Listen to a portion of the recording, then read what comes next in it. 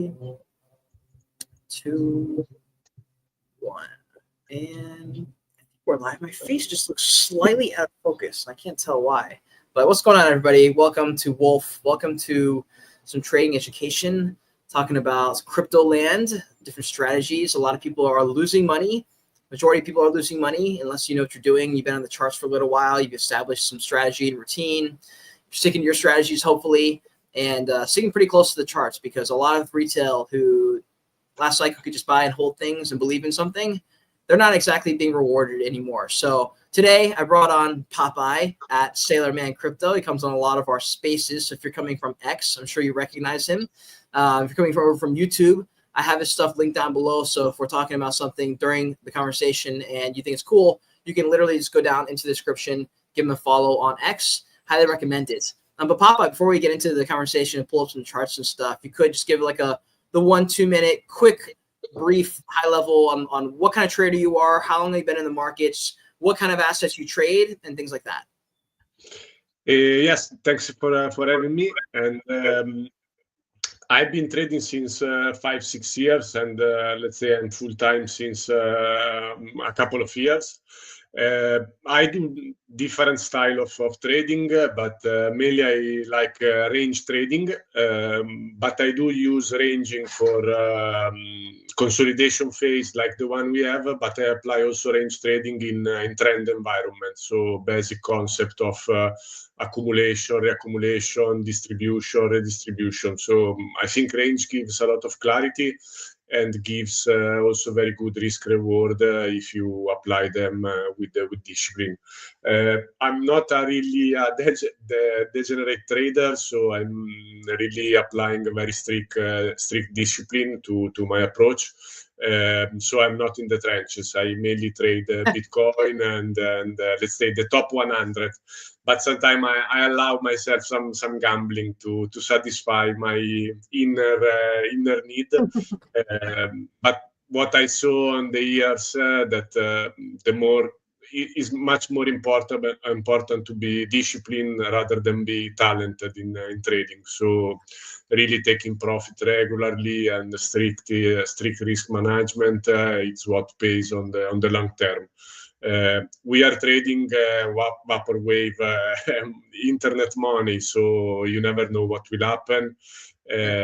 So discipline and trying to stay emotionless is what pays on the long run, because volatility is huge, both on the upside and in the downside, as I think many altcoin holders are experiencing in the last months.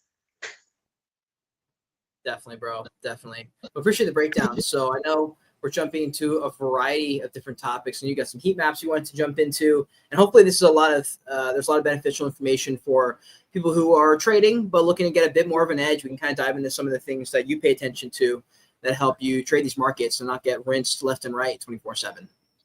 Yeah. So I just prepared this high time frame chart on Bitcoin. Is the weekly. Mainly because there is a lot of discussion if the top is in, the top is not in, and my very honest answer is I have no idea, as I think any trader would answer, because analysts do prediction while trader react on what the market gives. So for me, it's more important to identify levels where I would be interested to do business rather than predict what will happen in the next day, hours, weeks, or month. But just I prepared this chart to see what can be monitored and what is Bitcoin chart showing right now on the weekly. So it's a very high time frame. This sort of chart and the indicator I'm showing here needs time to develop. It's not something that will develop tomorrow, but it will need weeks to develop. So I like to trade with price analysis, price action analysis. So very simple chart, and I don't use many indicators, but here I'm showing the indicator I use mainly for momentum. This is a simple RSI, relative strength indicator, and we can see that there is a very big bearish divergence forming. So we have price going down and RSI is going down.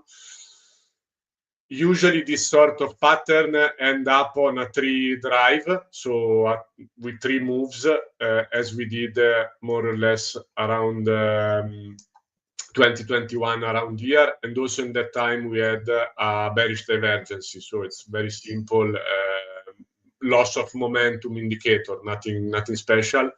And here we can see one. So should Bitcoin resolve from this consolidation up here with a move upside, for sure we need to pay attention if RSI continue to fail to print higher high. In that case, a 3 drive in this way with a 3 drive with a bearish divergence in RSI, for me would be a very worrying sign. But we are not yet there, so the development here is yet not finished on this consolidation.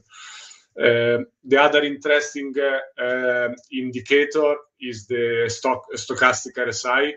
This show more.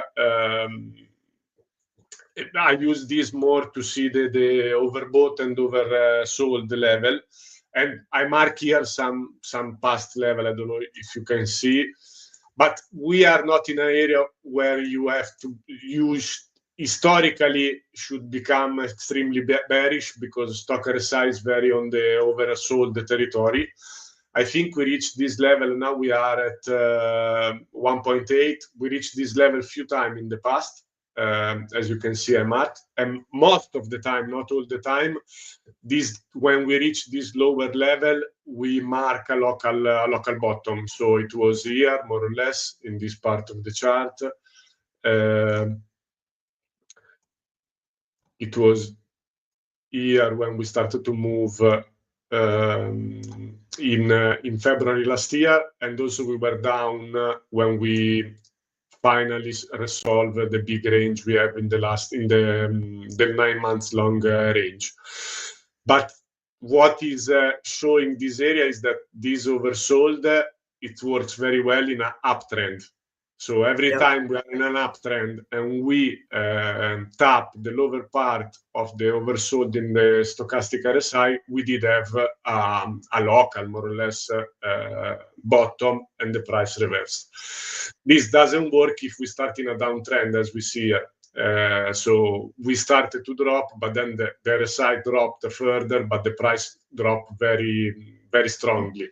Now, as you can see, we are back in the lower level as we were more or less around July 2021 before we had the bounce here. So what you want to see in the stochastic RSI to see an inflection is a bullish cross of the 2 line. This usually is a good indicator for a reversal. So in this case, the red line should be crossed by the blue line. So we are still far away from that level. If you can see, let me zoom up a little bit. The 2 lines are still pretty far away. So nighttime frame, I don't see a strong sign of reversal.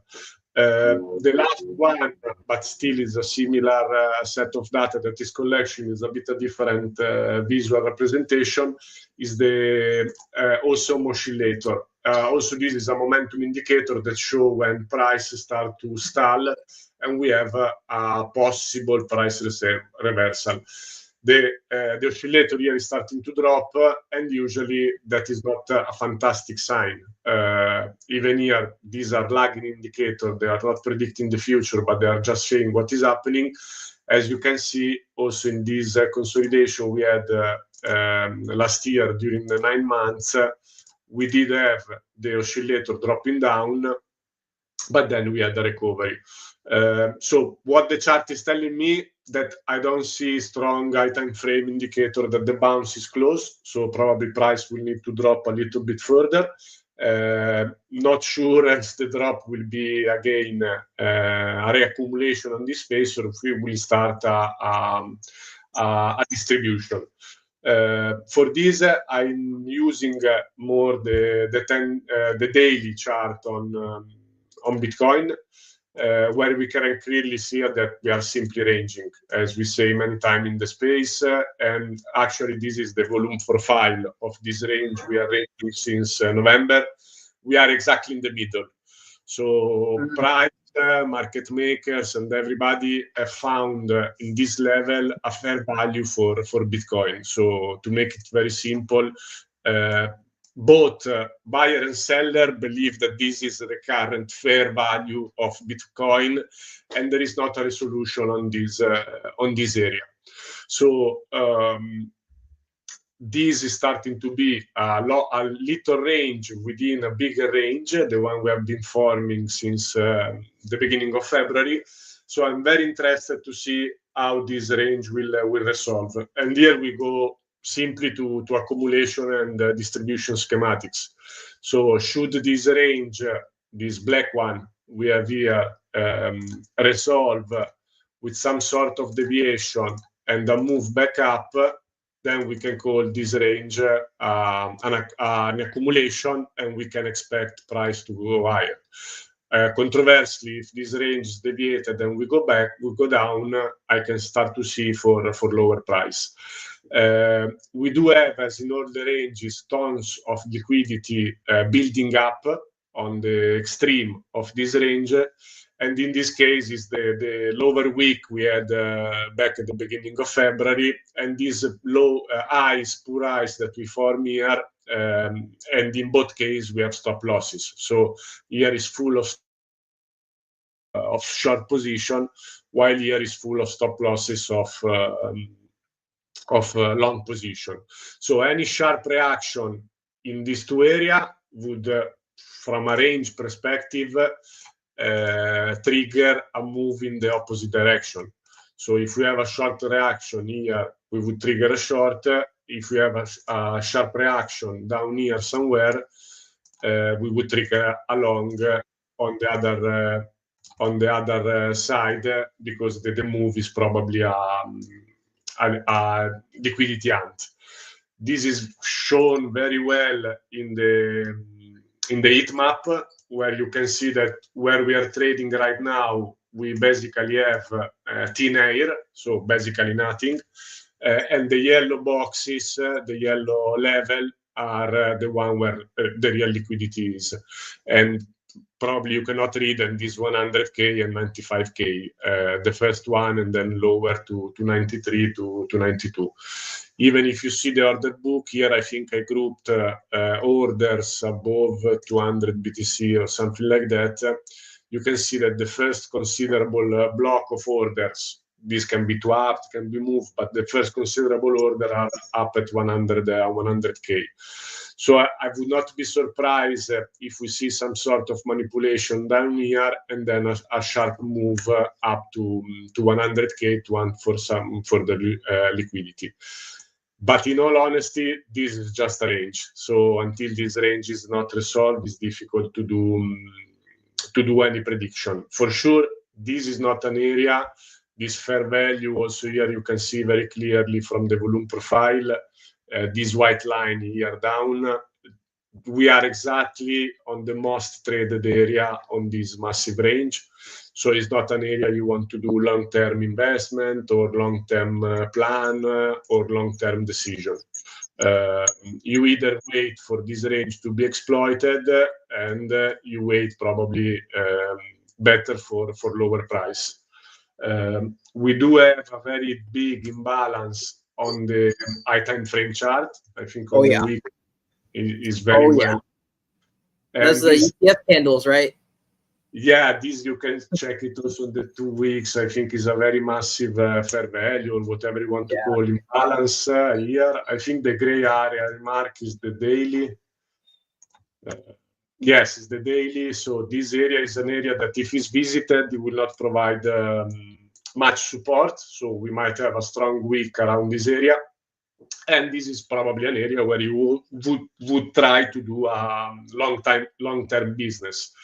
Because if we want to be, if you respect the trend of Bitcoin is definitely still uptrending. So any low that we would print around this level, if we see the market structure, something like this, would be still well inside the higher low territory. So this area is an area that historically this sort of gap tends to be filled. 96% of the time they are filled. We just don't know when. So it might be after the move upward. It can be soon. Whenever this gap is filled, for sure is an area that many people will try to defend, and to put some confluence exactly in the middle of this fair value. We have the mid-range, let's say, of this massive bullish structure that we were seeing before. So from here to here, if we track these, let's say the low and the high, here we are in the 0.5, so we are in the middle of this move, just a little bit below where there is the golden pocket for whoever use Fibonacci. We do have the former all-time high and the former resistance level. That is another level that is well protected. So for swing trading, probably this is an area where we can spread some orders with a clear invalidation below some of this low, and targeting the third drive that I mentioned before of the current move. That would be something like this move, another move, and then the third move that if the bearish divergence is confirmed, the one we were mentioning before, this massive bearish divergence we have here, if we do have a third drive up here, then it could be a good trigger for a swing short down below. Also, to put things into context, another indicator that we usually use for during bull run or during the Bitcoin cycle is the Fibonacci extension. So in previous cycles, Bitcoin has usually respected the Fibonacci extension pretty well. If you see, this is the high of two cycles ago, and this is the low of the 2020 bear market. Bitcoin started to respect all these Fibonacci level and topped at around the 3.68, 618 Fibonacci level. That is a pretty considerable expansion phase. Now we are trading just around the 168, the 1618, that was around 100K, and the next level would be around 150. So if there is a third drive, according to how long this consolidation will be, we can see a move, a 30-40% move. Always going back to the consolidation and to the, let me remove some indicators, consolidation and accumulation, as we had here a 9 months long consolidation with a breakout that gave us a 60% move.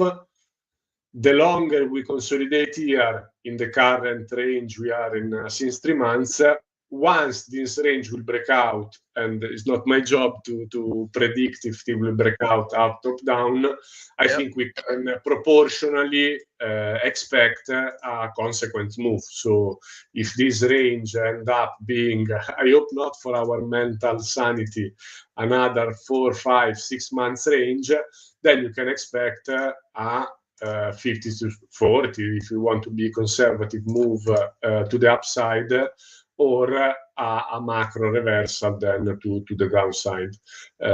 But for whoever is expecting, let's say, huge prediction here, it's very difficult to say anything. We are in the middle, so powers are fighting to control of this area, and the result will be just given by history. Yeah, I wonder, like, what are your thoughts on, for people who are trying to trade these types of conditions? What is even the most optimal? I imagine it's got to be shorter time frame, scalping type. Maybe some swing trades here and there. But in this range, it's tight, and they could break at any point. You just don't know. And like you mentioned, your job isn't to predict; it's to react, kind of, in this market a little bit more just because it's so unpredictable. I think what many traders fail to do is to contextualize what they're doing. So I do believe that every market can be traded. But every trader have a choice. No, I have three choices: go long, go short, or sit in their hands. So if traders can justify position even in a range, in this sort of range, you could have short and long many times, no? Just you have to be aware of what you are doing. If you are trading a range, your expectations should be relative to what you are trading. So in case of chop and range, very tight stop loss and very aggressive profit taking, because many people would expect probably to trade this range and to look for breakout, I don't know, here, and they would target crazy returns to the upside. Yep.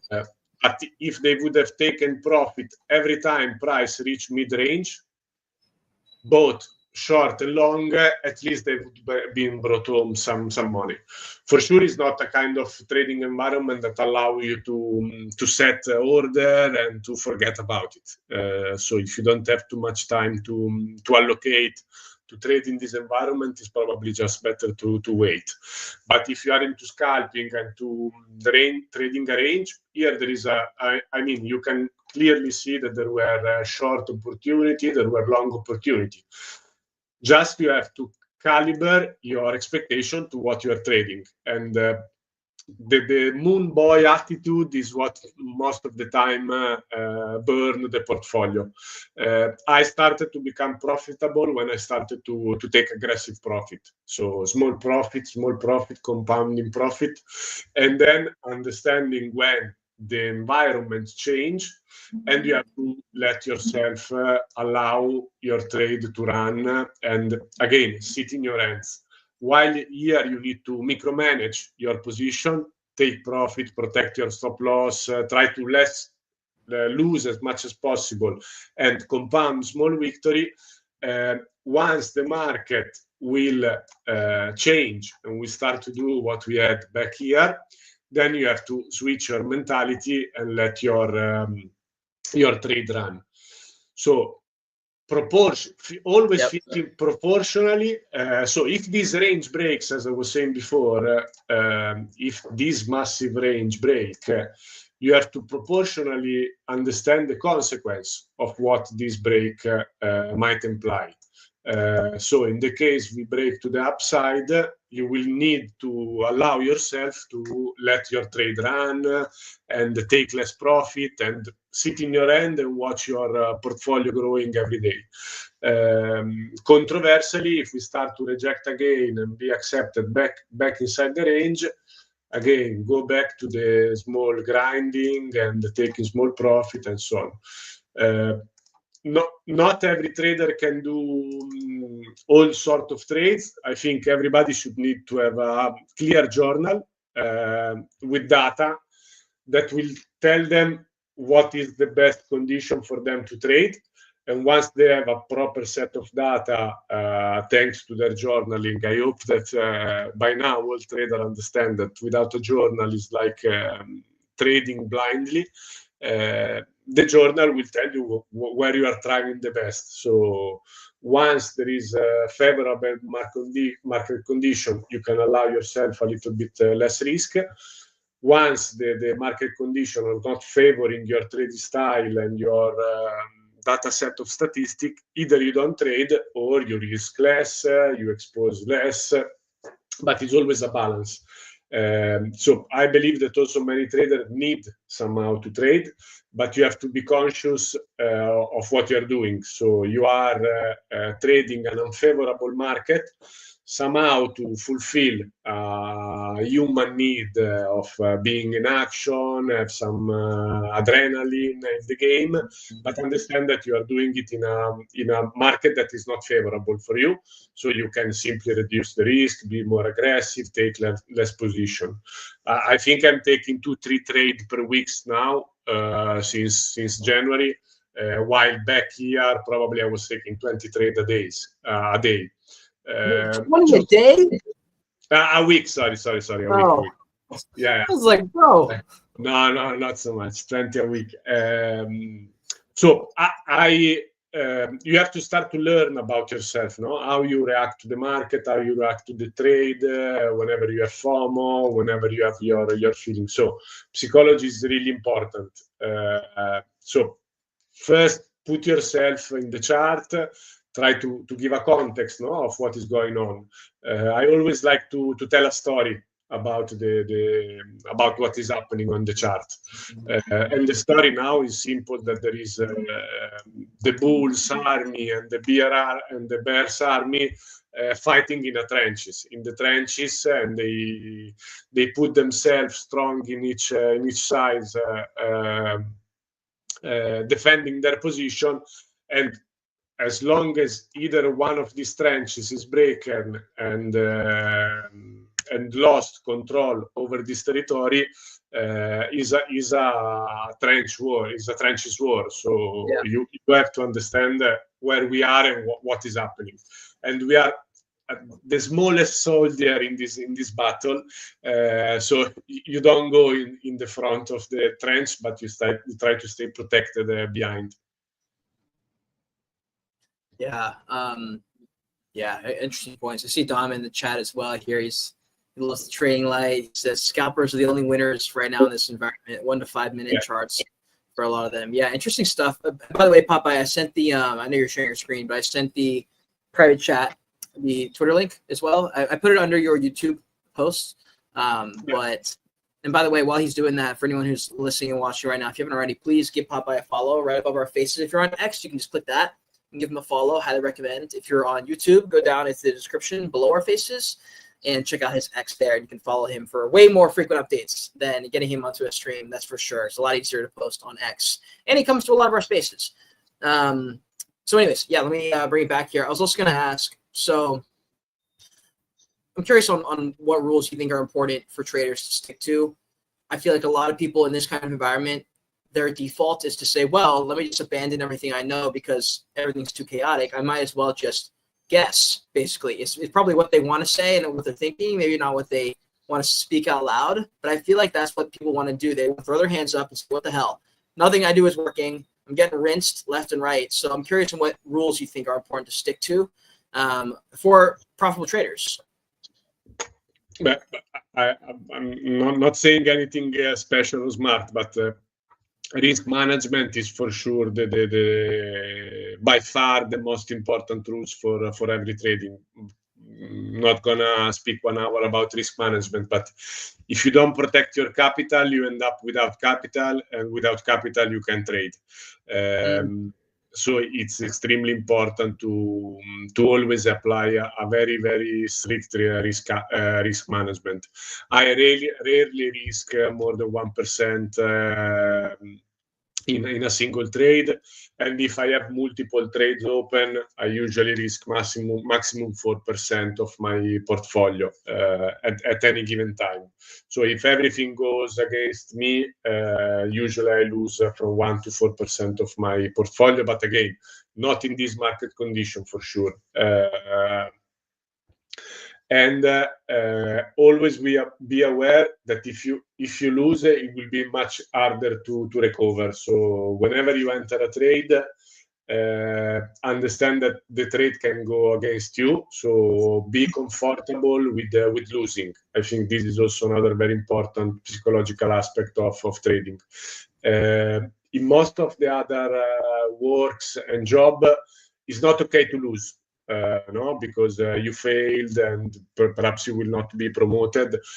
Trading is an environment where the option of losing will always be present and will always happen. So you have to be very okay with losing, but you have to transform your losing trade in a lesson, in an experience, and the best way to do is to journal. So to combine these two, I think building a proper routine. I remember when I started trading, I was really total chaos. So my day didn't have a routine, my week didn't have a routine, my month didn't have a routine. So you have to take it like a professional sport. Back in the days when I started, perhaps I would scroll two charts, and the second one I would say, this look good, and I would open a position. This is like a football player going to the Champions League final without doing warm-up training, or doing stretching. Is exactly the same. So you have to understand that you are doing something very competitive, like a competitive sport. So before clicking any button, you have to have a routine, no? So for example, to make it very short, perhaps in the future we can do a stream on routine, because I think it's something very interesting. But I do my workout before sitting at the desk. I do my yoga before sitting at the desk. Oh, I check Bitcoin, then I check economic news. I scroll all my watch list before opening any position. So these are some simple tricks. Or I never trade in a new week if I didn't complete my journal for the previous week. So if on Sunday I didn't close my journal for the previous week, on Monday I'm not allowing myself to trade. Why? Because I don't know what I did wrong and what I did correct last week. So how I can pretend to be a better trader this Monday if I have no idea of what went wrong and what went well last week? No, probably I have a wrong bias. I did probably many mistakes. If I'm not deeply aware of the mistake I've been making in the past, I will never be able to trade better, to improve myself and to move forward. And I think the third, after the risk management and the routine, the third one is to cut the noise. This was a huge game changer on my trading. So for sure you need a long period where you study other people's chart and you are bombed with different strategy, different style. And you are seeking for the holy grail of trading the perfect indicator, perfect tool. But in the end, there is nothing perfect, and just each trader should find the best way for them to trade. So the best system for them. So there is not the perfect system in the world, but each of us should complete a journey, a pursuit to find the best strategy we can apply to our personality, to our character. Once you start to feel that you find your path, your way, then you have to start to cut the noise and to rely just on yourself. People overcomplicate their analysis by themselves. Then they additionally overcomplicate their analysis because they look at other people's analysis. So it becomes something that is impossible to replicate, is impossible to journal, is impossible to have a data set that will allow you to understand what works and what not. Because once I listen to Dom, once I listen to Cade, once I listen to another 20 people, and they have no idea what works for me. So cutting the noise is another huge part in the every trader's journey. So again, in the routine, usually before opening X or other social media or the 1,000 group chat, trader chat, usually it's always better to form your bias with an empty mind, without seeing external input. Then for sure it's important to look what is going on and perhaps to have some other chart on your radar. But the analysis should be your own and you should not depend on anybody else. And especially CT on X, it's really a machine for FOMO, for wrong KOLs. Yes, KOLs, and everybody's posting just their win, so you feel really frustrated because it seems that everybody's banking big time. and you are the only one that is losing, and nobody never lose, and you are the only one losing. That is a completely false reality. I truly believe that good traders are not on X, are not on CT. They are minding their own business and they are trading alone. So I still find enjoyment on being on X and on CT and sharing idea with other traders. But I truly believe that the trader journey is a very lonely journey, and especially what you have on X, it's really a very false picture of the reality. So I do believe that is a good place to find a good trader, company, people that help each other, that support each other, but you have to curate your timeline very carefully. Otherwise, you will end up being bombed with total bullshit. Yeah, I'm also I agree with you there. Twitter, unfortunately, it's hard to know who to trust. Like, you really have to vet them, and it can take some time. They can even fool you, for a little while that they know what they're talking about, depending on the marketing conditions. But certainly a good point there. Also, I want to ask about like routine for traders if they want to establish better routines. Get a bit. There's just a bunch of different ways you could go into that. You could probably talk about the mental health side of things. You could talk about you sticking with going to the gym consistently. Are there any other things that you would say is helpful for a general routine? Maybe something specific to trading as well? You mentioned the journal, let's say a couple of inputs, but I think it's a very interesting topic, and it's something that I've worked a lot myself over the years. Basically, you have to understand that most of the traders start with a gambling attitude. And this is something you have to make peace with. I mean, it's not something that you have to fight against it. So you do have to understand that trading gives you an adrenaline. It has something to do with poker. It has something to do with casino. So you have to realize this, and you have to start to fight against it. The best way for me to do it is to start to understand your body, start to understand the reaction you have to the market, and understand that nobody forces you to take any action. So the beautiful part about trading is that you can just watch the market, and is the market, the mentality you have to have is that is the market that has to convince you to enter and to take a position. It's not you that you are forced to enter. So nobody is pointing a gun to your head and telling you be long, be short, whatever. So the market really need to have strong data information to convince you that, okay, I want to put my money, that I'm the sole responsible for it in this market, whatever is long and short. How you understand if this decision is an objective decision, is a planned decision, is a decision that you are taking not because you are falling into some stupid emotion. The first alarm is your body. So the two most important alarms are your breathing and your heart rate. So whenever you start to trade and you want to take a position and you are feeling that your heart rate is going up and your breathing is starting to be too fast, probably you're doing something stupid and you're going to regret it. So that is the very, very first, let's say, step to understand your body and why you are taking this decision. If it's your brain, if it's the statistic, if it's the journal.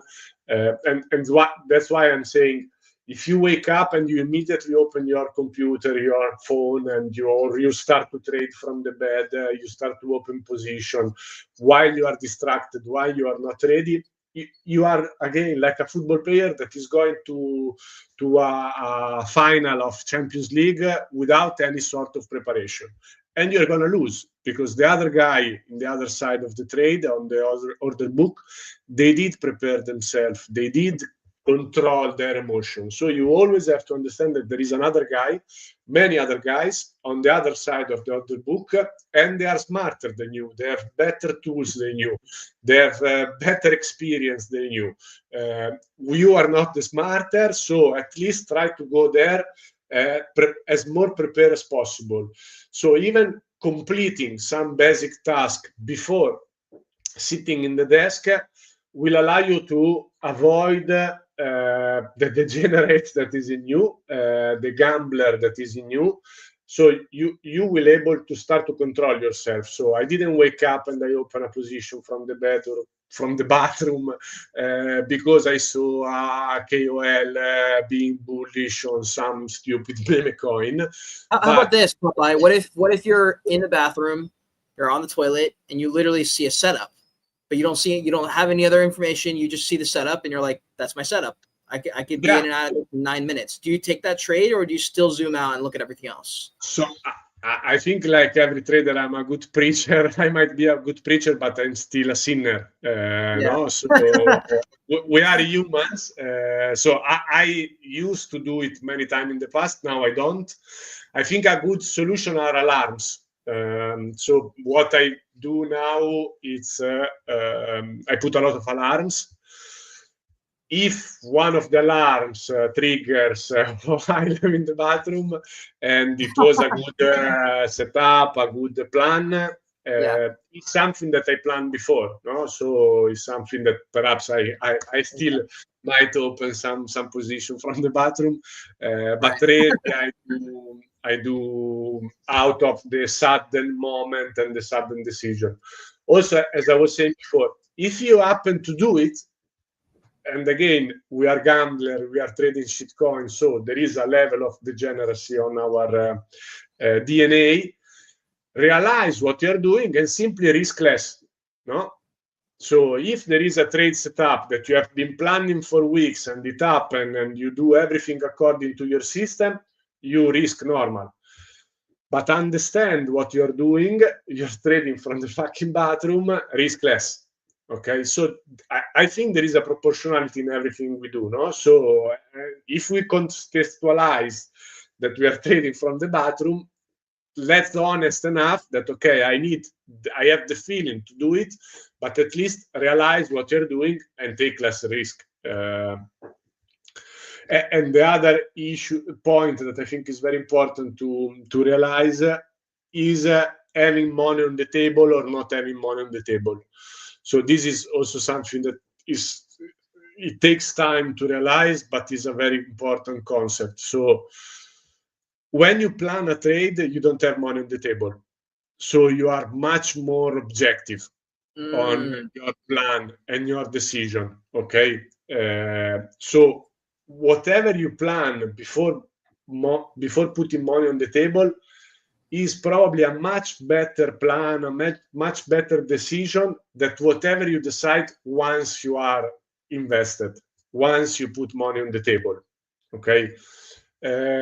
Because once there is money there, your brain starts to fuck you up and you start to say, okay, no, I still trust this trade will go my way, so I'm removing my stop loss, or I'm adding margin, or I keep buying even if I'm underwater. These are usually stupid mistake that you do because you don't want to lose, as we were saying before. Nobody likes to lose, and because you have money on the table and your brain start to fuck you up completely. So the other important routine is whenever you make a plan for a trade, try to be as much as detailed as possible. So once you decide to enter that trade, you will have a plan that you have written when you were objective without money on the table. So once the trade is open, you have a document, something written from the good you, from the balanced you, from the emotionless you, that will tell you to the scared and pump and very stressed you, why you took the trade, what was the invalidation, what was the reason for taking profit, and so on. So you have an objective document that will help you also on the management of the trade, because you have two moments: the moment you open and the moment you close the trade, and these are the two moments where you usually fuck up, one or the other. If you don't click anything, you don't fuck up. So you have to understand why you are clicking buttons, and you have to understand how your brain is tricking you on clicking this button in a stupid way. Yeah, makes sense. That makes sense.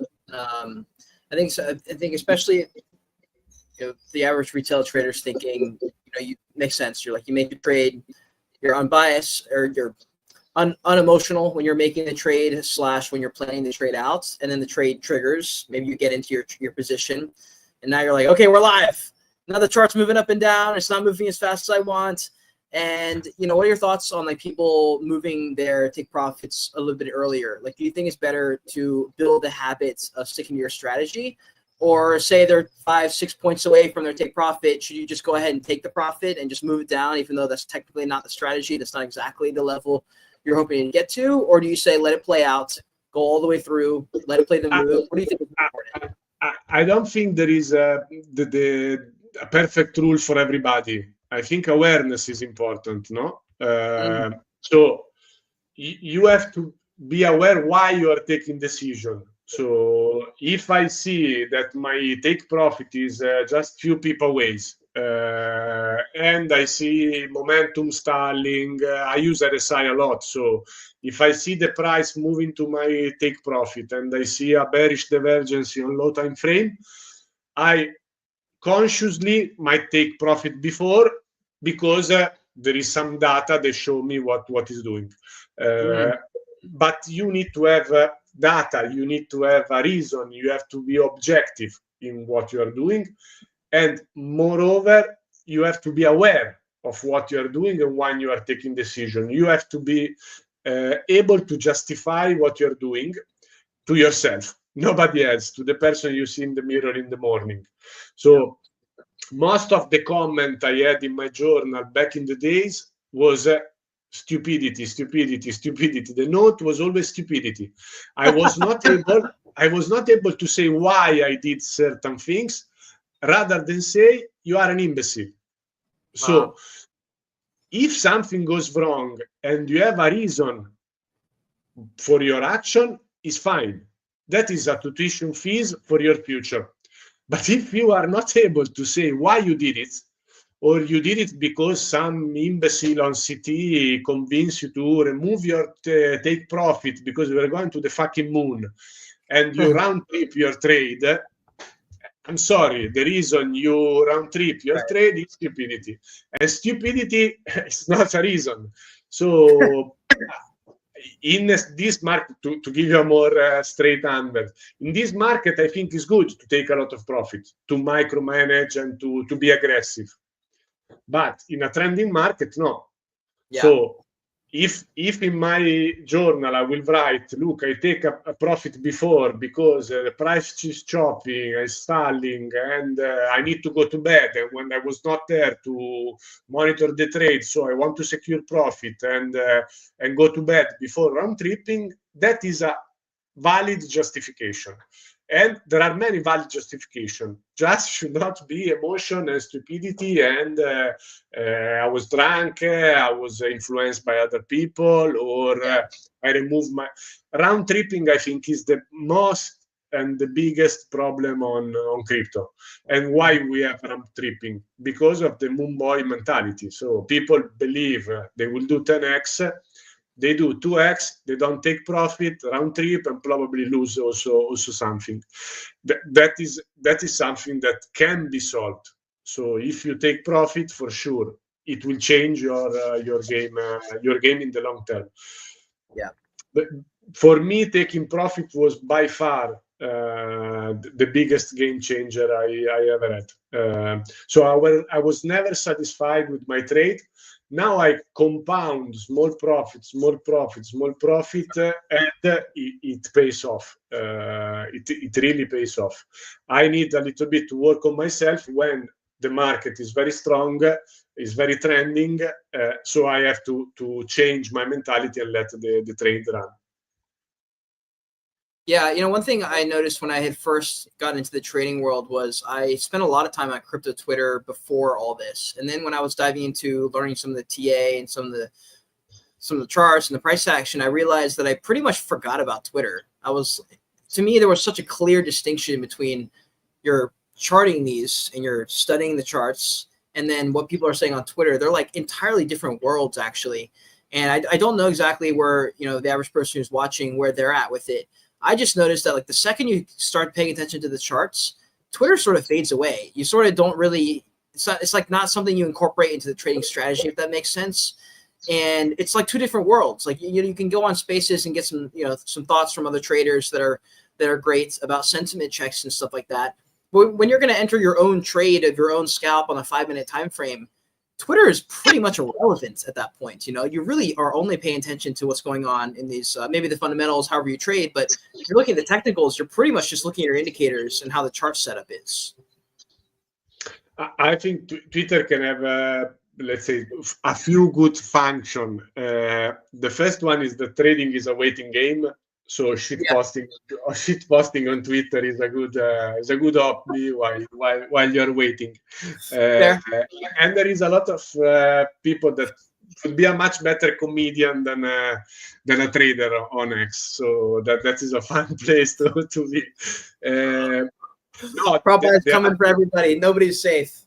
Yeah, and no, the other part I think is that if you use your X like I do, is also a good place to journal, to be more accountable, so you force yourself not to explain, to answer question, and I think this is something that can help you on the long run. And then you create a circle of people that have the similar interests, similar style, and that is for sure beneficial.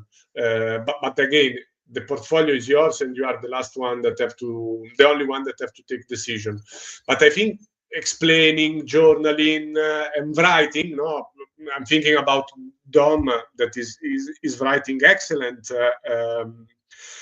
thread, on many different topics. I'm sure it helps also himself, to reason and to write and to prepare. It's something that allows you to master the game much better. And when you do it in front of an audience, for sure you are more careful on what you do. So very few people on X trade publicly and share trade setup in advance. And it's not something that I would say everybody should do it. But when I post a trade setup, and they always do it in advance, I'm walking naked in front of 6,000 people. Because a trade setup is black and white. You can cheat. It's not saying I'm bullish and bearish. There is an invalidation. There is everything. So for sure, when I post in front of 6,000 people, is something that it makes me more accountable of my action. Because I don't like to walk naked in front of 6,000 people. So if I lose in front of 6,000 people, is something that I don't like it, and so I'm more careful on what I do. I'm not saying that it's for everybody to do it publicly, but for sure, if you are experiencing that you FOMO, you are an emotional trader, and you take many decisions out of emotion, I think posting them publicly will help you. Because even if you have 100 followers, still you have 100 people that will say, look, this imbecile is taking stupid trades. So you will become a little bit more accountable of what you're doing. So I think you can find ways of using CT and X and the social, even in your trading journey, to be a better trader. Very nice. Very nice. Yeah. One thing I liked about, like, Dom's still I don't know if he's still in the chat here, but he'll go and frequently update charts that he posts about, like, from weeks ago. He'll go back and, like, provide an update on something he posted about, like, 6 weeks ago. It's really interesting stuff. I like Twitter for that reason. There's a bunch of cesspool nonsense, moon boy mentality on Twitter, but there's also some really, really good traders. I mean, being in these spaces has saved me a ton of money, dude. I mean, I got out of a lot of altcoins when I got orange pilled way earlier in the year from my Bitcoin spaces. And then when we started doing more spaces, when I found people like you and Dom and a few others, it started to get me to really think about the strategy with a lot of the other alts that I was holding. Ended up moving a lot of them out into stables and saved myself a lot of money. And I was like, holy crap, that could have been bad, because the majority of people on Twitter who are talking about price action, either they don't know anything about price action, or their time frame is such that they're buy and hold. They're not trading. They're just buy and they believe Bitcoin will go to 150K. So they're giga macro long bullish. And now a lot of things can happen in that time, and depends what kind of money you're leveraged in. A lot of people are probably over leveraged. I definitely was, and I noticed it once I pulled out of the positions. But there's some good people on Twitter. I'll say that there are some really, really cool people, high quality. You just, like you said, you just can't take anything anyone says and then just take that as gospel and not think. You got to use it and like add it to your repertoire and to continue to grow your knowledge and things like that. So I know we're kind of coming up here on time. Was there anything else you wanted to like leave us with or jump into or bring up before that you might be helpful for the audience? No, I promised my community that I would share some chart, so I think you will to invite me again. Let's do it. For more TA.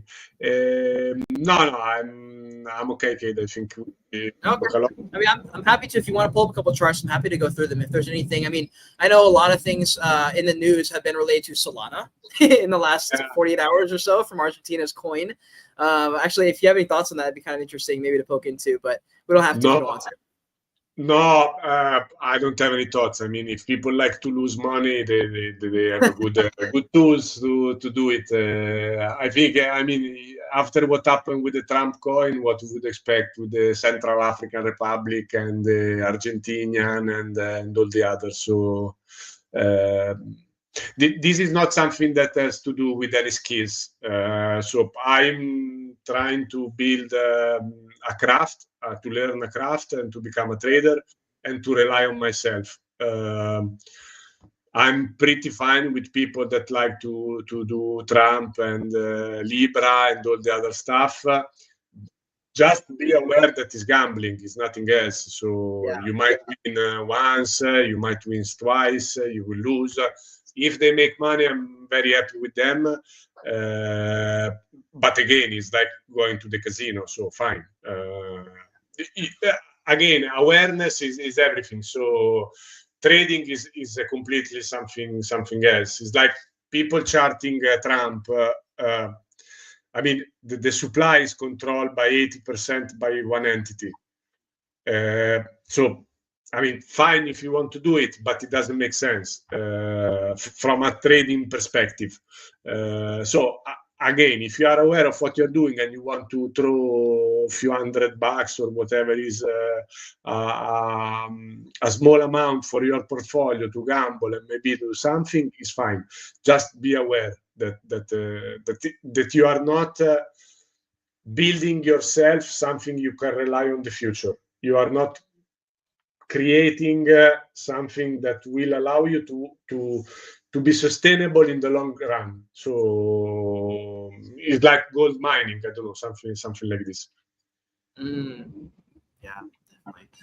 Right on, bro. Well, look, this is a pretty epic stream. I learned a lot. I think people who were in the stream, I hope they did as well, dove into a little bit of how you look at charting the Bitcoin in the beginning, and really went through how you pretty much do it, some of your indicators and stuff like that. For people who missed the beginning, at least I'm just gonna walk you through some of the things. We also jumped into probably around the 20-minute mark, how people should be trading this type of environment in the market.